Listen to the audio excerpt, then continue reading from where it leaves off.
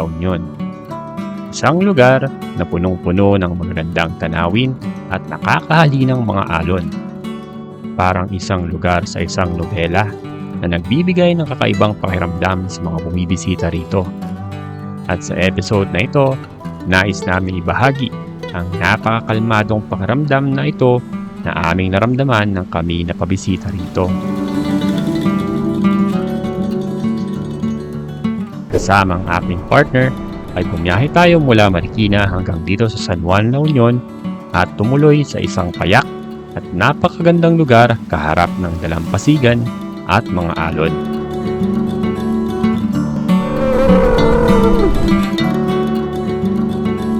Pero bago natin ito marating, ay may mga kalsada muna tayong dinaanan na ngayon lamang natin narating. Masasabi namin na kahit maraming beses na kami napuntahan ang La Union, ay masusurpresa pa rin tayo sa mga bago nating matutuklasan. Kung kaya't, ano pang inaantay nyo? Tara, at samahan nyo ulit kami dito sa probinsya ng La Union.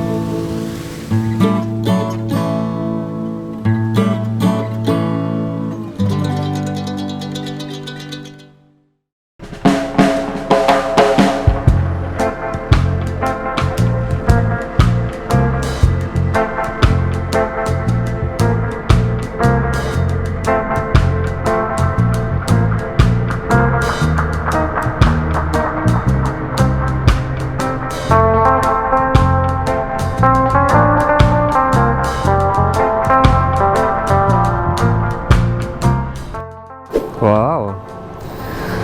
Alright, so good morning everyone. Good morning Reagans. At time check natin ngayon is 6:14 ng umaga at kasama natin ating OBR. Ito, nandito sa isa pa. So, yun. Bumiyahe tayo ng Marikina ng alauna ng madaling araw at pupuntahan natin La Union. O diba, nag-a-alarm na yung natin. This is just a short quick ride bago tayo magkaroon ng medyo malayo-layong ride sa next video natin. Since matagal na tayo dito kapag La Union, di pupunta tayong La Union. At habang pinagmamasdan tong morning sunrise dito sa boundary ng Pangasinan at Tarlac. Alright, let's go! Yo, let's go! It's morning! Grabe, sarap magmotor sa probinsya. At andito na tayo, papasok ng probinsya ng Pangasinan. Grabe. At kasama natin ang ating OBR. 10. Alright, so grabe. Parang medyo nagagamay-gamay na namin tong kalsada papuntang norte. At papunta tayo ngayon ng La Union dahil gusto lang natin wala pa kaming content ng La Union. Kung kaya't magla-La Union tayo. Diba? Ganda ng umaga. At kung napadpad ka sa channel namin at kung bago ka sa channel namin, we are Ride Gon. At we do travel most of the time kasama ang ating OBR. And mostly ng mga content namin is travel. This is our extracurricular activities. At kung medyo natuwa ka naman sa intro natin, baka naman, please do comment, like, share, and subscribe. Alright? Let's go! Habang damay itong napakagandang umaga. Pet. Ganda. Lawak ng kalsada. Puro pala yan. Oo nga eh. Bago yan ah. Baka na-stuck lang yung tubig. Oo. At nga pala, thankful nga pala tayo sa mga nakapanood ng full episode ng ating North Luzon Loop. At sa mga nakapanood rin ng ating Bataan Ride at Pawikan Ride. Grabe, solid kayo. Napaka-solid, grabe. At asahan nyo pa na medyo gagalingan pa namin ang aming mga content. At bibigyan pa namin ng meaning ang mga biyahe namin. Alright? Alright.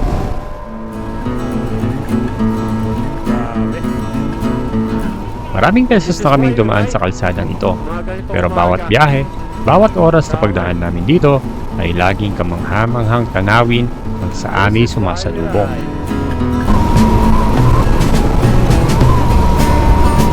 Grabe, ganda. Grabe na talaga. Latina, sobrang Latina. Ayan, nakikita ko na yung signage ng Pangasinan. Ganda. Boom.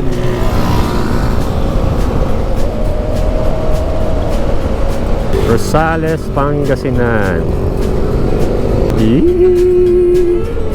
Welcome to Pangasinan, heartland of the Philippines. Ayun, time check, it's 6:34 ng umaga. At nandito na tayo sa pasok ng Villasis, Pangasinan. At kakadaan lang natin ng Rosales, Pangasinan. Habang tinitignan tong magandang likod ng truck. Habang nasa taas ng tulay at nakikita ang kagandahan ng ano ito. Anong river yan? At asa, yan ang river na yan. The power of editing. Napakalaki.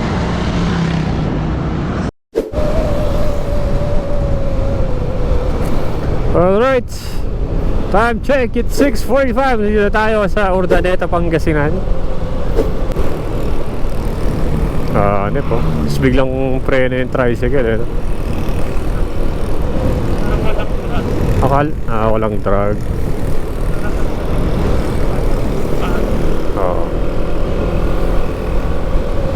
Sabi, go little rock star.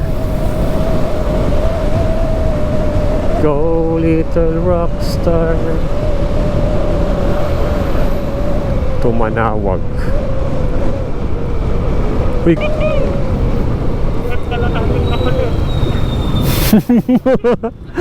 Nagising ako dun Alright, so konting stopover tayo dito sa ating favorite gas station. Alright, time check 7:20 in the morning. At habang binabaybay natin tong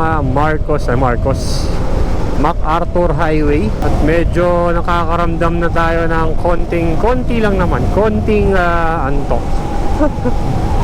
Grabe, sarap magmotor.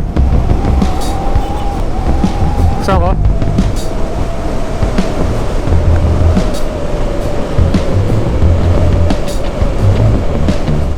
Sa mga sumusubaybay sa amin, alam nyo kung gaano namin laging sinasabi na napakasarap magmotor.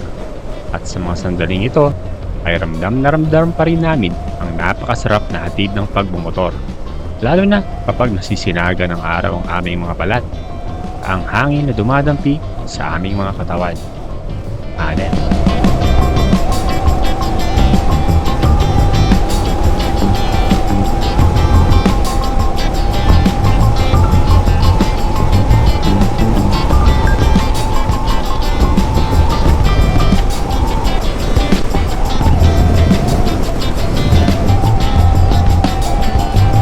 oh, grabe, ang ganda ng bundok. Sab, ganda ng bundok. Cordillera.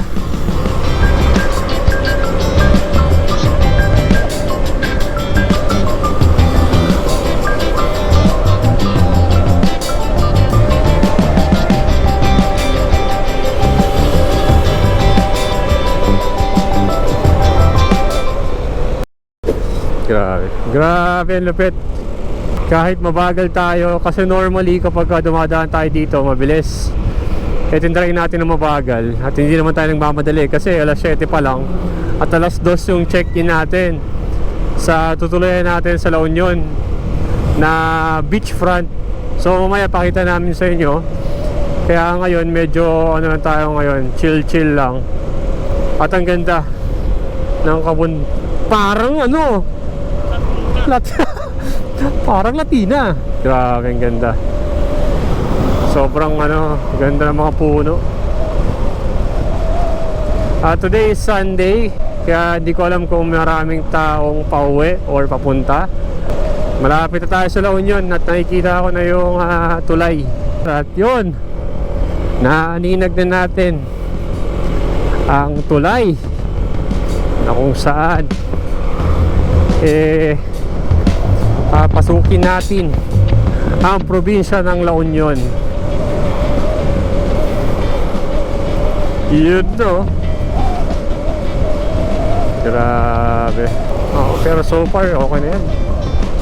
Sige, wala pa namang motor. Nice one. Matagal na naming dinadaan-daanan tong La Union Arc. Usually gabi. Ngayon, dahil wala pa tayong nakasave na experience or wala pa tayong save na andito sa La Union, di magla-La Union tayo, di ba? Habang kita natin tong napakagandang La Union Entrance Arc. Grabe. Napakasarap sa pakiramdam ng kami makarating na sa arko ng La Union. Lalo pa at pasikat pa lang si Haring Araw. Iyon, no? For the love of La Union. Stig. Pakalupit. Alam nyo ba kung sa wikang Filipino, Nice one. ang ibig sabihin ng La Union ay ang pagkakaisa? Pinapakanan tayo dyan. Ito ay binuo noong 1850 sa pamamagitan ng pagsasama-sama ng mga bayan mula sa mga karatig probinsya ng Ilocos Sur, Dito sa Pangasinan at Benguet. kaliwa. Sa itong lalawigan na may mayamang kasaysayan at kilala sa mga sinaunang simbahan at mga pook dasalan. Iyon. Sa mga nakaraang taon, umikat ang bayan ng San Juan at lungsod ng San Fernando bilang paboritong destinasyon ng mga baguhan at matikang surfer. At parang nakita ko to sa Google Maps, hindi pa masyadong gawa yung fully na kalsada, pero nasadaan na naman. Pero tignan natin, okay lang naman. We have all day. We have all day. Oops, may rough road konti. Iyon, no? Nice one. Boom. Nice one. Dahil na-curious tayo sa daan na to, dito tayo dumaan. At sa puntong ito ng aming biyahe ay mayroon kaming dinaanan na first time lang namin mapuntahan. Ano tayo? Maganda ang ating ating HSTZ. Hindi namin na-expect na ganito pala ang kalsada dito. Gusto nyo ng adventure? This is adventure. Ah! Dug dug dug dug dug dug dug dug dug dug dug dug dug dug. Dug dug dug dug dug dug dug dug.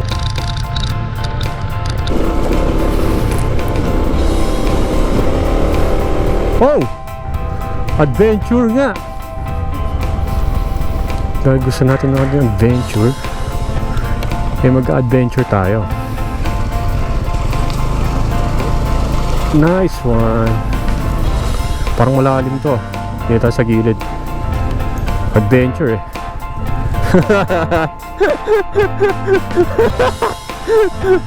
Grabe. Lupit. Lupit lang. Lupit natin. Lupit natin. Saan yung parang pinapasok natin. May pabo. Good luck. Yun lang naman pala. Oops, yeah, mani popcorn. Another rough road. Dug dug dug dug dug dug dug dug. Dug dug dug dug. May kalsada naman, pero dahil iniiwasan talaga natin tong daanan dati kapag gabi. Ngayong may araw naman at di naman tayo nagmamadali at La Union yung ating target na puntahan, di puntahan na rin natin to para ma-experience natin. Alright, tapos na. At puro ano na to, puro konkreto na to. Pero kahit ganoon, nalagpasan naman natin ito at ang maganda pa ay hindi masyadong maraming sasakyan ang aming nakasabay dito. Dito sa area. Astig lang. Oh, ganda. Kasi normally doon tayo sa kabila dumadaan sa Paikot. Padaanan natin yung Twin Fuel intersection. Ngayon, grabe. Ganda. Bukas pa yung ano, yung sa 360 stop. Grabe. Tutok mo sa harapan natin lang. Hey.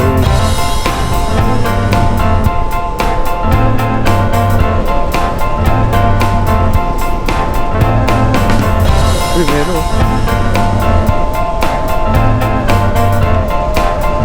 Parang nakakatakot pag malaglag ka dito. No? Lalim.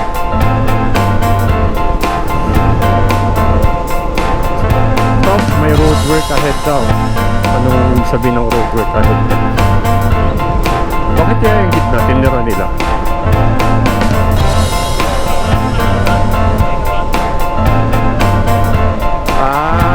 Wait. Sa ano, street lights. Naabang nila sa street lights. Grabe, ngayon lang tayo nakabdaan dito. Bagong ano, kalsada.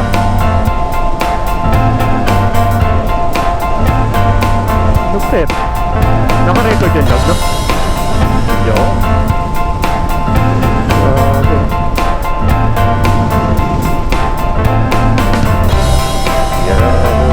Wake up. Mahaba rin pala niya ito.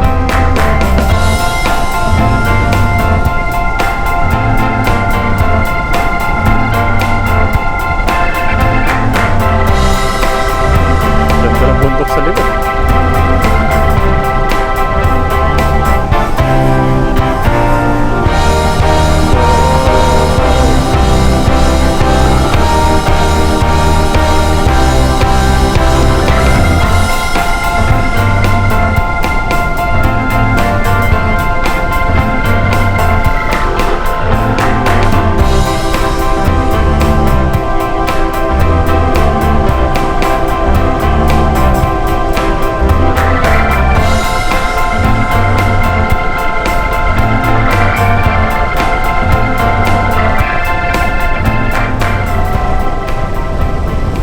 Grabe, gaganda ng mga ano dito.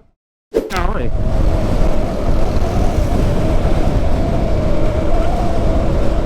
O dyan.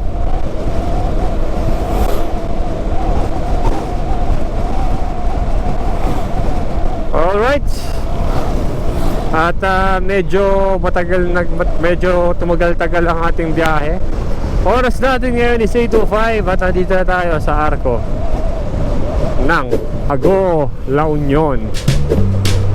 Yun o. 1978. Nice one. Oh, uy, grabe, munti ka ng bumonggo. May ano naman na tayo dyan eh. May drone. Grabe. Ago.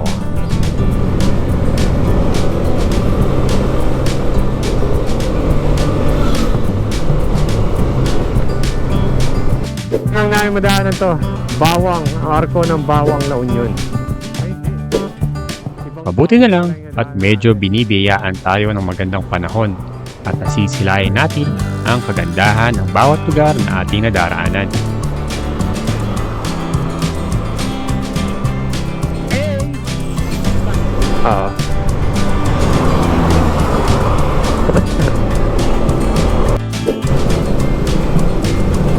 Alright, so nasa na tayo ngayon at may tulay tayong dadaanan. Pangalan ng tulay ay Bawang Bridge. Wow, lupit. Yun na yung dagat. Kaya nga eh. Angas. Lupit.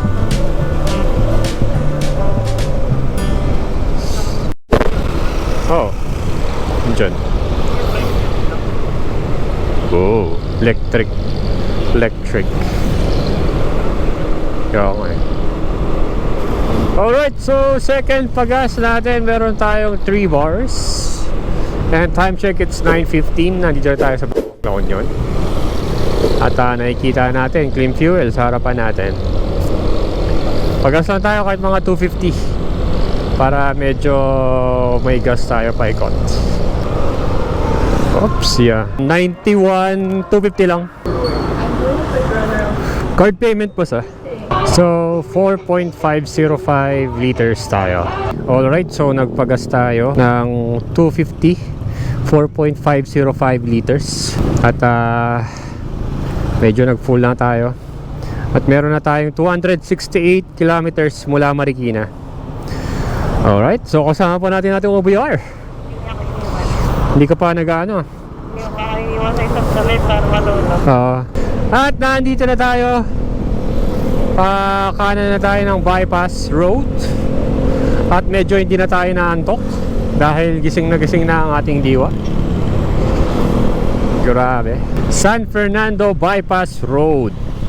Para hindi natin madaanan yung traffic. Kasi nung huling daan namin dyan pa uwi, sobrang traffic. Grabe. So, nandito na tayo sa San Juan Public Market, kung saan tayo ay dadaan upang makarating sa ating tutuluyan. Wow. At bago tayo makarating doon, ay kailangan nating patayin ang ating HSTC dahil sa ating nakikita sa plano is ano siya, rough road. Papasok tayo ng kaloob-looban. Alright, let's go. Yun o. May chubays. Ay, dito na nakabili ng ano, Coke. Yan na lang. Importante makarating tayo sa ating paroroonan. Iyon no. So papasok tayo, dire-diretso. Tapos may kakananan. Meron tayong kakananan.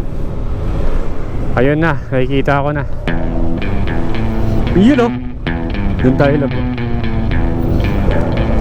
Hindi ko alam kung paano tayo makapasok dyan. Ayun, makapasok sa loob. Dito.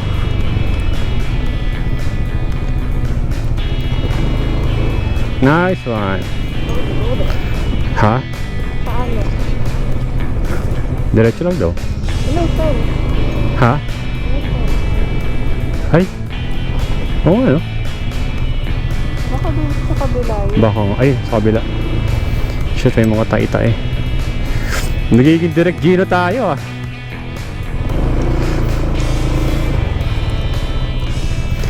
Buti na lang at naka HSTC off tayo.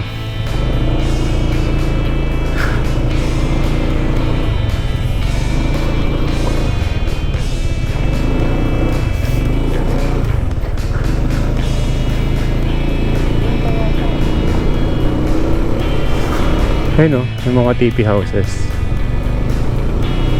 Dito. Ito.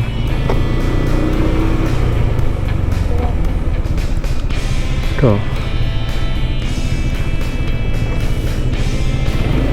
Nako, mahirap to pagka ano, umulan.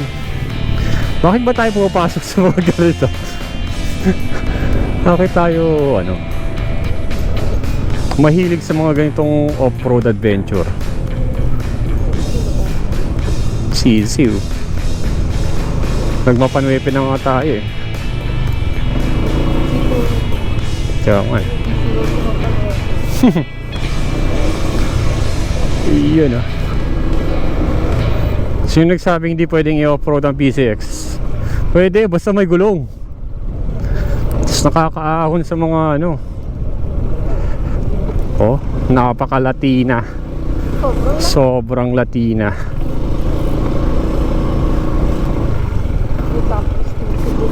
Saan?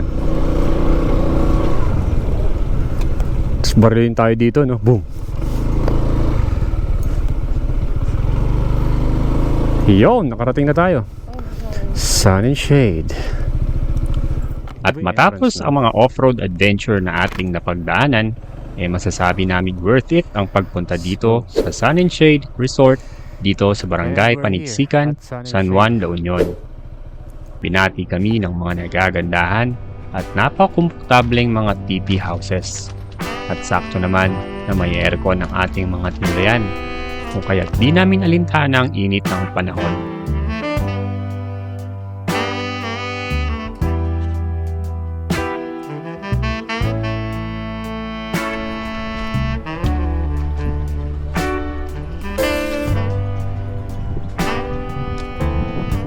At mas kumanda lalo ang lugar na ito nang matunghayan natin ang napakagandang Golden Hour dito sa dalampasigan ng La Union.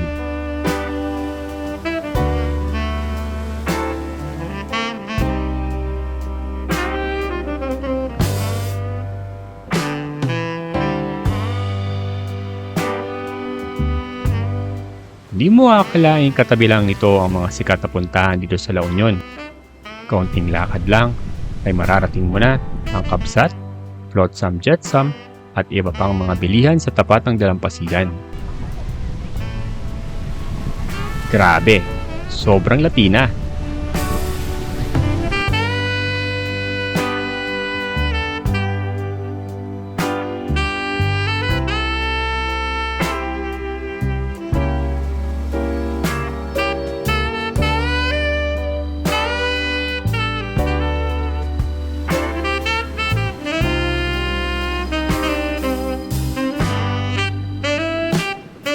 At bago magtakip silim, ay bumili na rin tayo ng ating hapunan sa tagpuan. At nilakad natin ang kahabaan ng dalampasigan pabalik ng ating tinuluyan.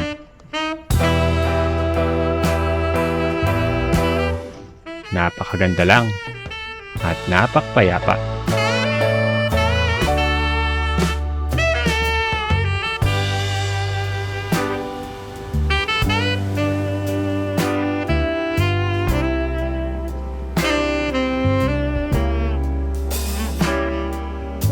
At dahil hindi na rin tayo nakapaligo ng makarating dito, sinulit natin ito ng kinaumagahan.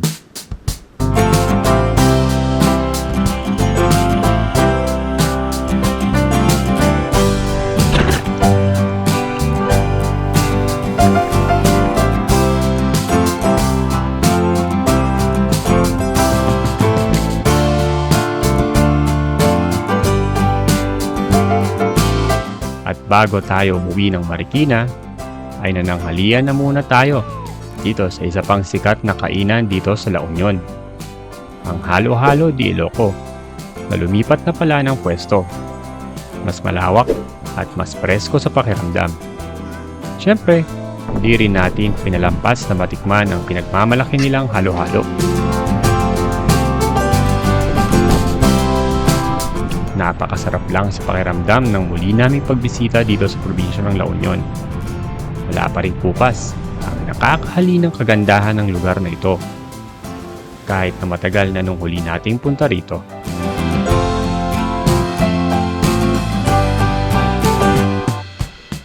At sa pagkakataong ito ay may nadagdag sa ating listahan na talaga namang nakakapagpatunay sa nakakahalinang kagandahan ng La Union.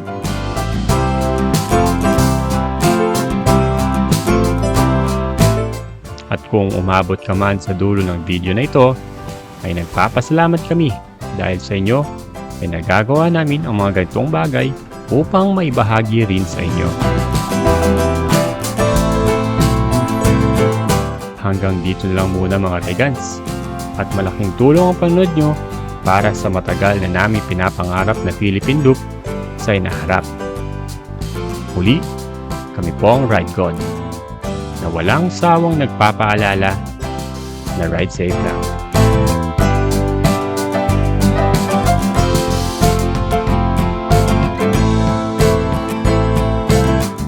So yun, kasama natin, may nakakilala sa atin. Sila Pinky Boo at yung taga Marikina din. Taga Marikina gang.